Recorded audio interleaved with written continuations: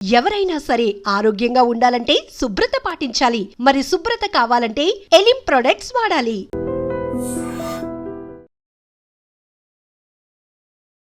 Welcome to I dream. నా పేరు లుంబిని. మన బ్రెయిన్ పనిచేయాలి అంటే నేను మాట్లాడుతున్నానన్నా మీరు వింటున్నారన్నా మన బ్రెయిన్ ప్రాపర్గా పనిచేస్తేనే, ఎందుకంటే అది ఒక కమాండ్ సెంటర్ మనకు.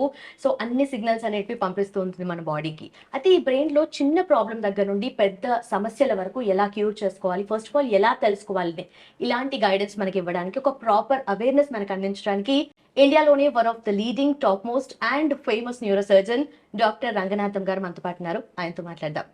సార్ నమస్కారం. సార్ ఎలా ఉన్నారు?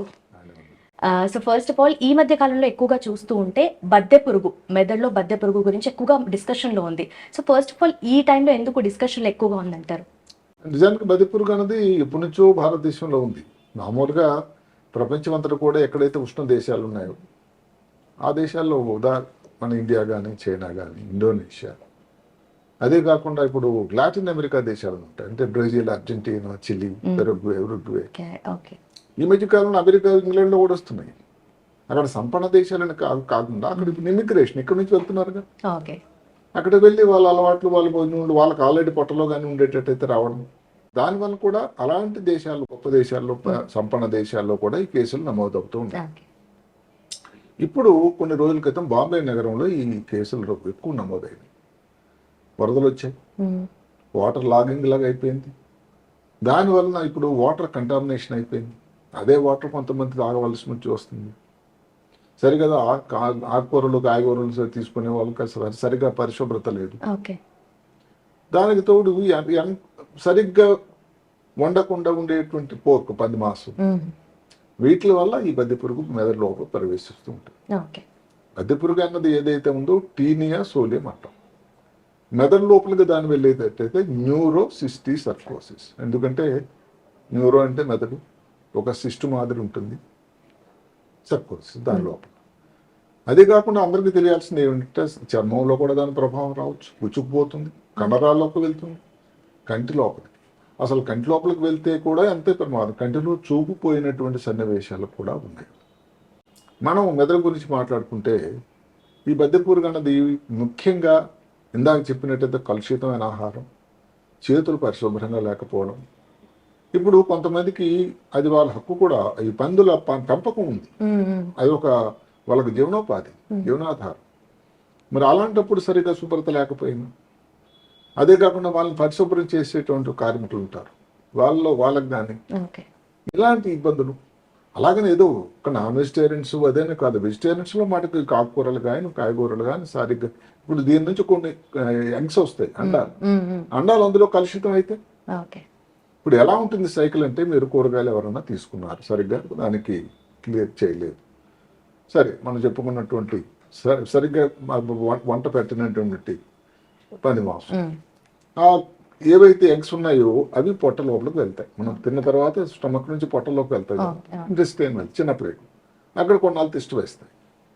తిష్ట వేసి అక్కడ నుంచి ఊరుకో, అక్కడ ఉన్న జ్యూసెస్ ద్వారా లార్వా అని ఒకటి తయారవుతుంది. అంటే ఒక ప్రతి జీవికి, ముఖ్యంగా ఏది కీటకాలకి, వీటికి, పరాణజీవులకి పారసైట్ అంటే అదొక పారసైట్, పరాణజీవి.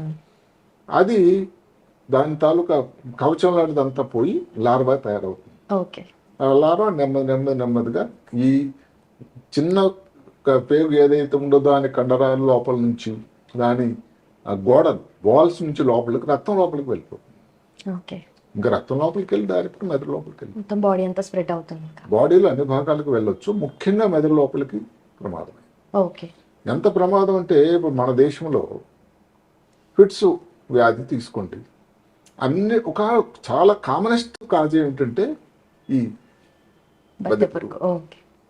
ఇది మనం చూసుకుంటే దక్షిణ భారతం, ఉత్తర భారతంలో చూసుకుంటే ఉత్తర భారతదేశంలో ఎక్కువ. నేను ఎంతవరకు అంటే 82 నుంచి 87 వరకు ఢిల్లీ ఎయిమ్స్లో ఉన్నప్పుడు అసలు అప్పుడు ఎన్ని కేసులు చూసేవాళ్ళం అంటే,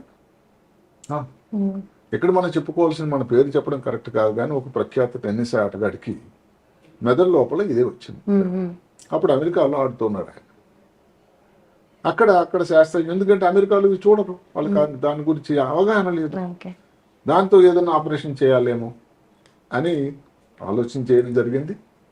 సో నేను దాన్ని చూసిన తర్వాత మన దేశంలో అయితే చాలా కామన్గా ఉండేది, దీన్ని సిస్టిక్ సర్కోసిస్ అంటాం, దానికి మందుల ద్వారా అయితే సరిపోతుందని ఒక సలహా ఇవ్వడం జరిగింది. ఓకే. అది ఎట్లాగో వాళ్ళకు కూడా అనిపించిన తర్వాత ఆ వ్యక్తి హైదరాబాద్ కాదు ఇండియా వాపసు రావడం, వైద్యం జరగడం, ఈ రోజు కూడా చక్కగా ఉన్నారు. అంటే ఇప్పుడు ఏ దేశంలో అయితే కష్టం, ఇప్పుడు మాట అక్కడ ఆ దేశంలో అనుకోండి టీబీ గురించి ఏదో కొత్త విషయంలో ఉంటుంది, టీబీ అనేది మన దేశంలో చాలా కారణం. ఇలాగే బదిపురుగు కూడా.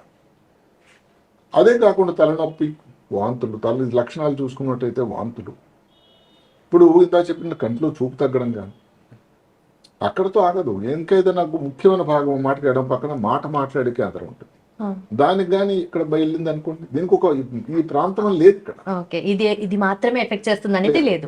అక్కడ వెళ్తే ఏంటి మాట సరిగా రాదు. అదే కాకుండా ఇప్పుడు కాలు చేయి కంట్రోల్ చేసే చోటు వచ్చినట్టయితే దాని వల్ల ఇబ్బంది వస్తుంది. ఎడం పక్కన ప్రభావం వెళ్తున్నట్టయితే కుడి కాలు కుడి చెయ్యి వీక్ అవడం, అంటే డెఫిసిట్ అంటాం, న్యూరలాజికల్ డెఫిసిట్ అంటాం ఆంగ్లంలో. తర్వాత ఎక్కువ కానీ ఏదైనా ఇలాంటి సిస్టులు, ఇప్పుడు మెదడు లోపల ఒక రకమైన వాటర్ ఉంటుంది, సిఎస్ఎఫ్ అంటాం, సెరిబ్రోస్పైనల్ ఫ్లూయిడ్, జఠరాలు. అది ఇక్కడ ఒక దగ్గర తయారీ నెమ్మదిగా ఒక పెద్ద సర్క్యులేషన్ మెకానిజం జరుగుతూ ఉంటుంది. అది స్విచ్గా అమర్చాలి, అది అవసరం కూడా. అక్కడ ఏదైనా అడ్డకట్ట పడింది అనుకోండి, ఈ సిస్టమ్ ఏం చేస్తుంది, సైంధవుడి లాగా ఎక్కడైతే ఈ సిఎస్ఎఫ్ ప్రవాహం ఉందో అడ్డుపెడుతుంది, దానితో బ్లాక్ అయిపోతుంది. దానివల్ల వచ్చే ప్రాబ్లమ్ని హైడ్రోకెఫలస్ అంటారు.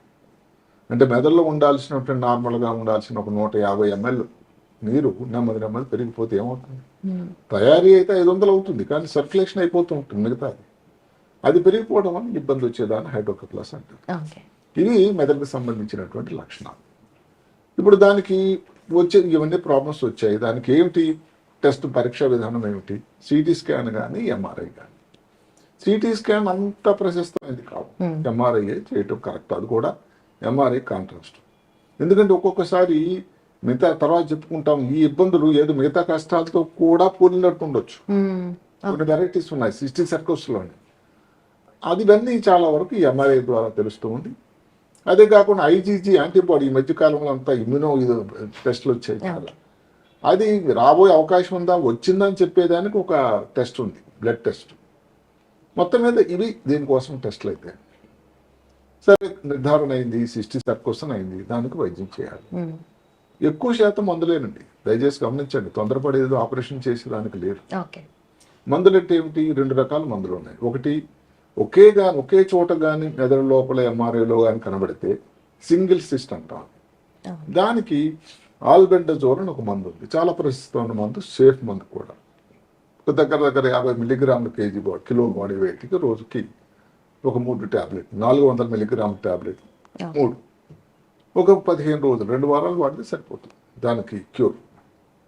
ఒకటి కంటే ఎక్కువ ఉందనుకోండి, అదే కదా మనం ఆల్బెండజాల్ ప్రయత్నించినా కూడా దానికి తాలూకా ఎక్స్పెక్ట్ చేసినంత ఫలితం రాకుండా కానీ అది లొంగకుండా ఉంటే దానికి ఇంకొకటి ప్రత్యామ్నాయం ఉంది, ప్రాజిక్వాంటల్ అని. అది కొంచెం ఇబ్బందులు, కొంచెం టాక్సిటీ ఉండేటువంటి మందు, కొంచెం ఖర్చు కూడుకున్నది కూడా. ఇది కూడా మందులు ఇస్తాం టాబ్లెట్ రూపంలో 15 mg kg బాడీ వెయిట్, అది కూడా 2 వారాలు. ఇట్లా 2 రకాల మందులు ఉన్నాయి. ఇప్పుడు సర్జరీ అవసరం పడుతుందా, సర్జరీ అవసరం పడేటువంటి అంటే శస్త్రచికిత్స అవసరం పడే సన్నివేశాలు కూడా ఉన్నాయి, ఎక్కువ కాదు. ఉదాహరణ కింద మనం చెప్పుకున్నాం, అది నీటిని ప్రవాహాన్ని ఆపుతూ ఉంటుంది. ఇంకా అక్కడ లోపలికి ఏ మందు వెళ్తుంది, సరిగ్గా కొంతమంది శాస్త్రవేత్తలు ఏం చెప్తారంటే, దీనికి కానీ మందులు ఇచ్చినట్టయితే అది తీయకుండా అది ఉన్న చోటు నుంచి ఇంకా లోపలికి వెళ్ళిపోతుందట. సో దానివల్ల మందు వల్ల మేలు జరగదు కదా, దానివల్ల ఇబ్బంది వచ్చే ప్రమాదం, అక్కడే బ్లాకేజ్ అయిపోతుంది కాబట్టి ఇంకా ఇంటర్నల్ ఈ మందు కూడా అక్కడికి ప్రవేశించదు. సో అలాంటప్పుడు ఆపరేషన్ చేయక తప్పదు. అయితే మనం చెప్పుకున్నట్టు వెంట్రికల్ అంటే ఏదైతే సిఎస్ ఉండే చోట్లు జఠరికల్ అంటారు, దాంట్లో ఉండడం వల్ల ఎండోస్కోపీ అని పెద్ద ఆపరేషన్ కాకుండా పూర్తిగా మెదడును ఓపెన్ చేయకుండా ఒక రంధ్రం వేసి ఎండోస్కోపీ లోపలికి తప్పించి దాన్ని తీసేటువంటి ఒక ప్రక్రియ ఉంది, చాలా మంచి ఆపరేషన్. అలాగని అన్ని సమయాల్లో అలా కాదు, ఒక్కోసారి రేసిమోస్ వెరైటీస్ అని ఉంటుంది, అంటే ఇప్పుడు ద్రాక్ష పండు గుత్తులా ఉంటాయి, ఒకటే దగ్గర ఇలాగ గుత్తులాగా ఉంటాయి ఈ సిస్టులు అన్ని. ఏ కారణం వల్ల వస్తుంది, దానికి కారణం. ఈ రేసిమోస్ వెరైటీ గురించి ఎందుకు చెప్పుకున్నాం అంటే, అది మామూలు వచ్చిన చోట్ల కాకుండా సబ్ అరెక్నాయిడ్ అంటే మెదడులో సృష్టికర్త అమర్చాడు 3 పొరలు, జోరా, అరెక్నాయిడ్, పయామీటర్. అన్నిటికంటే పైన ఉండేది జోరా, లోపల ఉండేది పయ, ఈ మధ్యలో ఉండేది అరెక్నాయిడ్, చాలా థిన్ పల్చటి పొర. అది కూడా మెదడు అడుగు భాగంలో బేస్ ఆఫ్ ది బ్రెయిన్లో వస్తుంది. ఓకే. అక్కడ ఈ సిస్టులు తయారవుతాయి. అంటే అక్కడ కూడా మళ్ళీ చేస్తుంది ఏంటి, ఈ సిఎస్ఎఫ్ అన్నది ఇంకా ప్రవాహాన్ని అడ్డుకొట్టు చేస్తుంది. మెనింజైటిస్ ప్రమాదకరమైనటువంటి ఒక ఇన్ఫ్లమేషన్ వచ్చే అవకాశం కూడా ఉంది. ఇలాంటి వాళ్ళకి మళ్ళీ కొన్నిసార్లు దానికి శస్త్రచికిత్స చేయాల్సి ఉంటుంది. అప్పుడు మనకి ఏమవుతుందంటే ఇది నిజంగానే సిస్టిక్ సర్కోసిసా, ఏమన్నా ట్యూమరా, ఏమన్నా చీములాంటిది పట్టిందా, ఇవన్నీ తీసినంత వరకు అంత పెద్దది సిస్టిక్ సర్కోసిస్ చాలా తక్కువ కదండి. అలాంటప్పుడు కూడా ఆపరేషన్ ఓపెన్ చేసి మెదడుని దానికి చేయాల్సిన సన్నివేశాలు కూడా ఉన్నాయి.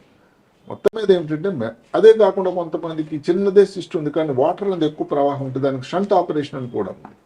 అంటే దానికి ఏదైతే నీరు ఎక్కువగా అయిందో దానికి ఒక ప్రత్యామ్నాయ మార్గం, బైపాస్ అంటాం.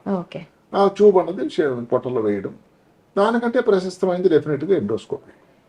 సో ఎండోస్కోపీ పద్ధతి కానీ ఓపెన్ పద్ధతి కానీ 2 రకాలు కూడా ఉన్నాయి. ఇచ్చి కూడా దానికి మళ్ళీ మందులు ఇవ్వాల్సి ఉంటుంది, ఎందుకంటే మళ్ళీ కొత్త చోట్ల రాకుండా ఉండాలి. అందువల్ల ఏమిటంటే దానికి శస్త్రచికిత్స కూడా ఉన్నది. మందులు ఏవైతే మనం చెప్పుకున్నాం, ఏదైతే ప్రాజెక్ట్ మాటలు కానీ, అన్నిటికంటే ముఖ్యం అందరికీ తెలియాల్సింది ఏమిటంటే పారిశుభ్రత చాలా ముఖ్యం. ఇప్పుడు ఊరికే అనుకోండి, ఏదైతే పంది మాంసం ఎవరు తీసుకోవడం వాళ్ళ హక్కది, ఎవరు కాదని మనకు లేదు. తీసుకునేటప్పుడు దాన్ని పూర్తిగా సరిగా ఉడకకుండా తీసుకునేటట్టయితే ఇబ్బంది ఉంది. ఎవరైనా వెజిటేరియన్స్ కానీ ఎవరైనా ఆకుకూరలు కాయగూరలు తీసేవాళ్ళు 1-2 సార్లు దాన్ని శుభ్రం చేసుకొని తీసుకోవాలి, చేతులు కడుక్కోవాలి. ఒక కోవిడ్ వెళ్ళిపోయింది ఇంకా మనకేం అవసరం లేదని కాకుండా మిగతా సమయాల్లో కూడా భోజనం చేసే ముందు దాని చేతులు సరిగ్గా కడుక్కొని దాని తర్వాత భోజనం చేసేటట్టు ఇబ్బంది. ఈ రా వెజిటబుల్స్ తినే అలవాటు ఉండే వాళ్ళు కూడా కొంచెం ఆలోచించాల్సి ఉంటుంది, ఎందుకంటే రా ఉండడం వల్ల ఇది కొంచెం ఎగ్స్ డ్యామేజ్ కాకుండా ఉంటాయి. మొత్తం మీద ఏమిటి, పారిశుద్ధ్యం అన్నది ఉండేటట్టయితే ఇబ్బంది. ఇప్పుడు మాటకి ఇన్నాళ్ళు దాగి ఉన్నటువంటి మళ్ళీ ఇది ఇప్పుడు తెర మీద కిందకు వచ్చింది, ఎందుకంటే ఇది చెప్పుకున్నట్టు వర్షం పడుతుంది, అంతా వాటర్ లాగింగ్ అయిపోయింది. దాని తర్వాత ఇవన్నీ గుడ్డులు తేలుతూ ఉన్నాయి, ఇంకా ఇబ్బంది వచ్చింది.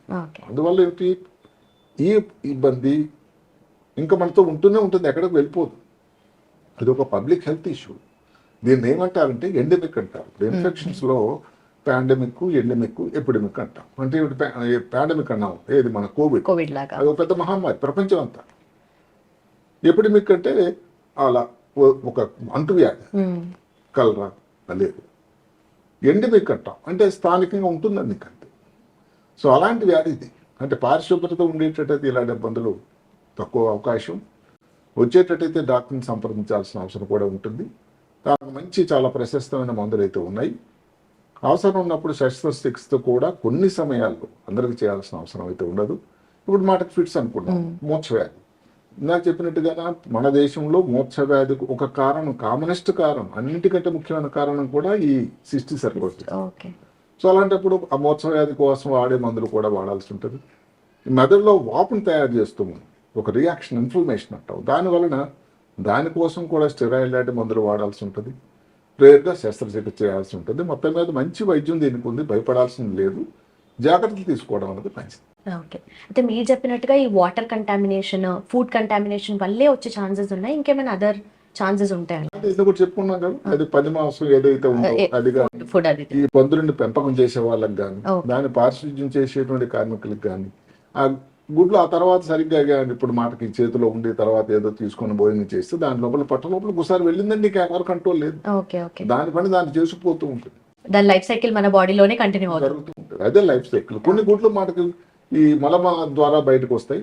అది వచ్చిన ఈ గుడ్లు ఏవైతే మనం చెప్పుకున్న వెజిటబుల్స్ లో కానీ ఏదైతే కూరగాయలు ఆకుకూరలు కానీ కంటామినేషన్ అయినా మళ్ళీ వెళ్తుంది.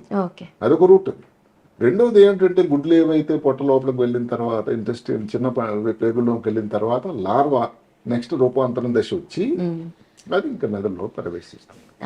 అదే అన్నిటికంటే ప్రమాదకరం. ఓకే. అయితే ఈ ప్రమాదం ఉంది అంటే ప్రాబ్లం ఉంది అని చెప్పేసి ఆ సిమ్టమ్స్ ఎలా బయటపడతాయండి? సిమ్టమ్ అదే లక్షణాల నొప్పి, ఫిట్స్ రావడం ముఖ్యంగా, తర్వాత జ్ఞాపక శక్తి తగ్గిపోవడం, ఒక కాలు చేయి పని చేయకపోవడం కానీ, కంటిలో చూపు తగ్గడం కానీ, మాటలో తేడా రావడం కానీ, ఇలాంటి లక్షణాలు ఉండేటట్టయితే సిస్టిక్ సర్కోసిస్ అని కాదు, దాన్ని మనం పరీక్షలు చేస్తాం.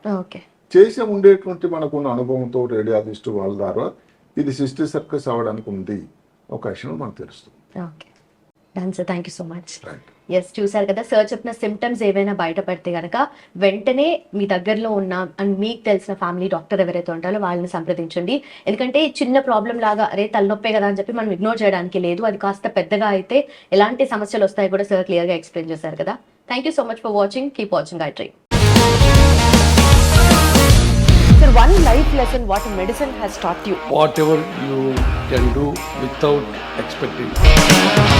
బట్ ఐ రియలీ బిలీవ్ మన పాజిటివ్ యాటిట్యూడ్ ఉంటేనే మనం ఏదైనా సాధించగలం. గట్ని మనం కరెక్ట్ గా డీల్ చేసినట్లయితే అది మనకి పాజిటివ్ హార్మోన్స్ ని రిలీజ్ చేస్తుంది. షుగర్ వచ్చిన వాళ్ళ పరిస్థితి ఏంటి? పొట్ట దగ్గర పెరిగితే దాన్ని ఆండ్రాయిడ్ అంటారు, ఆండ్రాయిడ్ ఫోన్ కదా. అసలు థాట్స్ ఎందుకు వస్తాయి? బ్రెయిన్ డెడ్ అంటే దానికి ప్రపంచం అంతా కూడా కొన్ని నిర్దిష్టమైనటువంటి లక్షణాలు ఉన్నాయి. మానసికంగా ధైర్యంగా ఉంటే క్యాన్సర్ జయించవచ్చు. You are a doctor for a cause sir, అంతే. వాళ్ళకు వచ్చిన ఆదాయం కాకుండా ఫ్రీ సర్వీస్ ఎంతమందికో చేస్తుంది.